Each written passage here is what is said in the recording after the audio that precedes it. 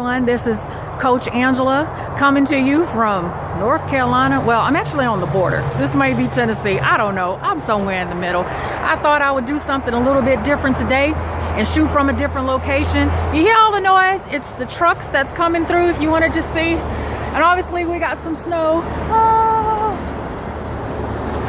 All right, that's enough of that before I get dizzy. Now, this is week 2, skill 2, that I'm going to talk to you about today. And it is about how to identify positive and negative influences in your life so you can build a strong circle of support. Got it? All right, let's get started. There's 4 different categories that you can put people in. That's group 1, you have your cheerleaders. 2, your enablers. 3, your haters. And 4, those that are just simply indifferent. Now, let's identify the cheerleaders. The cheerleaders are the people that's going to cheer you on, that's always going to try to help you out in your growth, in whatever that you're trying to do, in whatever way they can help. Now, that doesn't mean they're going to help you in everything, obviously, because they may not be able to, but they will help you however they can. They are also the people that will keep you accountable. So when you're just doing some stuff that's outrageous, they're gonna tell you you're doing some stuff that's outrageous. When you're just have self-destructive behavior, they're the ones that's going to do the work and do what's difficult. And that is to say, guess what? You know, you're starting to self-destruct, and they're gonna keep you accountable, and they're gonna talk to you about it because they care about you and care about your growth. They want to see positive things in your life. Now, group number 2 is the enablers. The enablers, well, they're going to encourage you, but they're going to encourage you with the positive and the negative. They just don't want conflict or want to tell you that you're doing anything wrong. So, well, they're just going to go ahead and go along with whatever you choose. They're going to be the one that you could decide to go do some criminal behavior, and they're going to be like, hey, I'll give you a ride. I'm ride or die. You know, let's do this. Those are your enablers. But then you also have the enablers that, and I must say, I'm a parent, so sometimes I am guilty of this. Parents are notorious enablers because we love you, we love our kids, and we always want to help. But sometimes all the help that we provide actually only hurts you in the long run. So we have to be real careful of that. For example, let's say you have a teenager or a young adult that's just going out on their own and they are not being financially minded. You know, they just go and spend and they don't worry about the consequences because they know at the end of the day you're going to pay that rent. You will pay that light bill because mom and dad, come on now, you don't want them to be homeless, right? And so each month they're going to call you asking you for money because, well, they can't pay the light bill or the water bill or a car note, though they have brand new shoes, brand new purse. They went out and spent probably about $50 on alcohol at the club. Right, parents? Okay, you're enabling. And people that do that are enablers, just like your friends. If you know that you need to be studying for a final or you need to go to work the next day, and you're like, man, I'm really thinking about going out and spending or going on this trip, and you know it can risk your job or your education, and that person like, man, just come on, let's go do it. Enabler. Now, third group, that's your haters. Now, there's 2 types of haters. You have first type of hater that's very obvious with their hating. They hate everything that you do. They don't care that you know that they hate everything that you. They don't like the way you look. They don't like the way you dress. They don't like where you work, where you live, what you do. You could rescue a child from a burning building and they would still have something to gripe and complain about because they hate you. They're haters. That's what they do. They troll online. All they're going to do is post negative things. They're haters. And they're good at it. Those are the ones you don't have to worry about so much because you know they hate you. Okay? The ones that you need to be concerned about are the haters that are the secret haters. There's the ones that's probably in your inner circle, you know, ones that you think are your best friends or a really close friend. They're family members that really don't want to see you succeed or do anything positive or productive in your life. Now, they're going to be there. Initially, you might think they actually They're cheerleaders. Oh, but trust and believe, they're the ones that's gossiping about you, putting your business out on the street, and dogging you, talking about you, and putting out lies because they don't want to see you do anything well.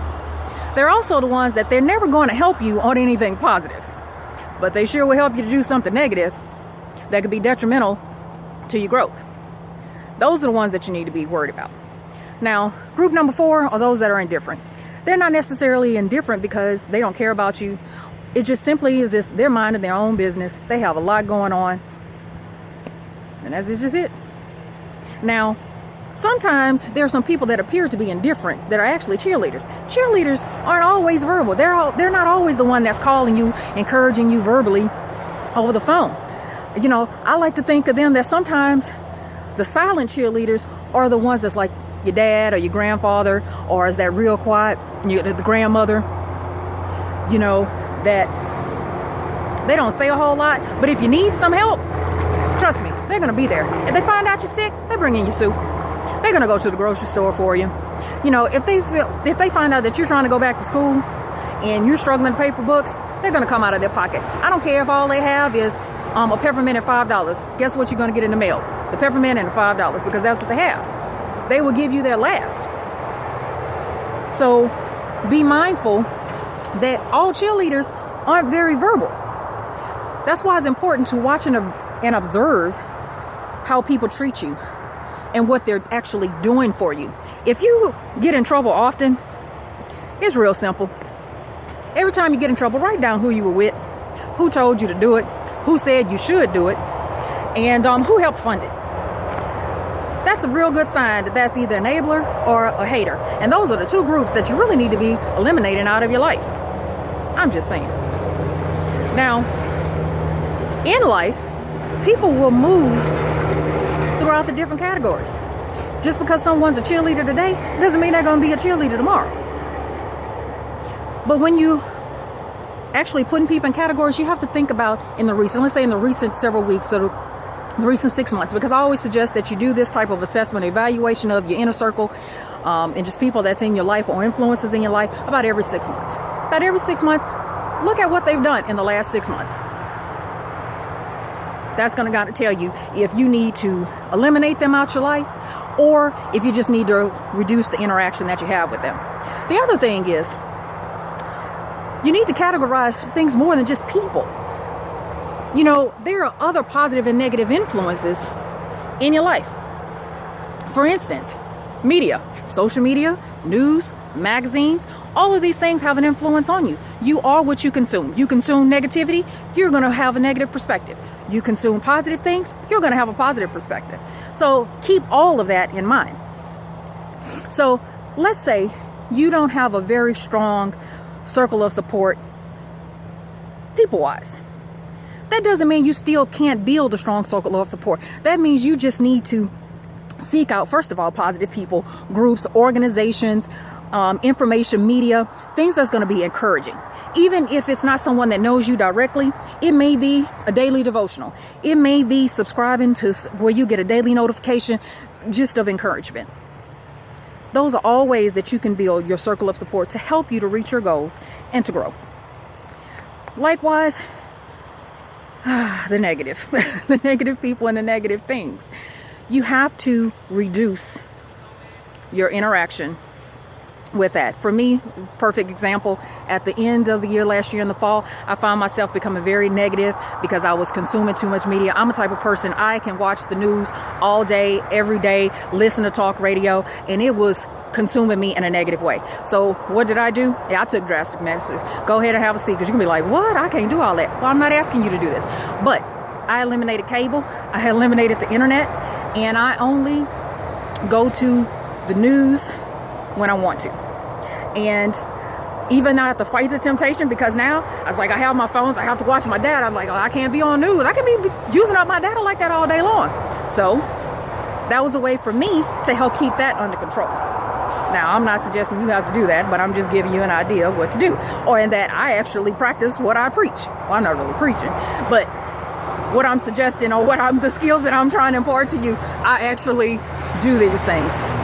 So now in regards to negativity, That's really difficult sometimes to eliminate out of your life, especially when it's people that you love.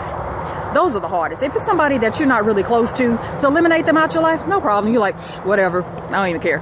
But if it's your family member, it's your boyfriend, your girlfriend, that's a little bit harder because you're invested. You are emotionally invested in these people. And one of the ways that you can help that situation is, for one, talk to the person and just say, look, I'm trying to grow, and if you don't want to grow with me, then just being honest, I'm just going to have to reduce my interaction with you. You know, it's nothing personal. It's just, I'm trying to grow. Come and grow with me. And that gives them a choice of what they want to do. Now, if you don't feel comfortable, you're the type, well, I'm not really confrontational. I just can't tell people stuff like that. That's fine. Well, then you just have to be more subtle about it. It's like, okay, if you interact with this person daily, well, maybe you need to take it down to every other day. And then 3 times a week. Then 2 times a week. Then once a week. And go from there. Or you have to absolutely counter it with more positive information and influences in your life. So that's one way to do that. Or talk to somebody if you need a mediator. And I don't mean a professional mediator. I mean, it just may be someone that knows both of you that you can sit down and talk to, and you sit down together. Don't leave it to that other person, because that's how he says, she says, gossip get going on, confusion. You don't need all of that. That's more negativity and more problems. But to sit there and be that mediator between you and whomever it is that you need to talk to, if confrontation is an issue, you know, so that way you don't have to worry about things getting out of hand and out of control. So those are just a few suggestions. If you have any questions, just leave me a comment. I'll be more than happy to help. Throughout the week, I'll be bringing you more information in regards to building your circle of support. Obviously, your circle of support is going to be your cheerleaders. Have more and more of your cheerleaders and positive influence and positive food. You know, that emotional food that you're ingesting, that you're consuming. Okay? All right. Well, I'll be talking to you later. I hope you have a wonderful day. Stay blessed. Bye. Coach Angela out.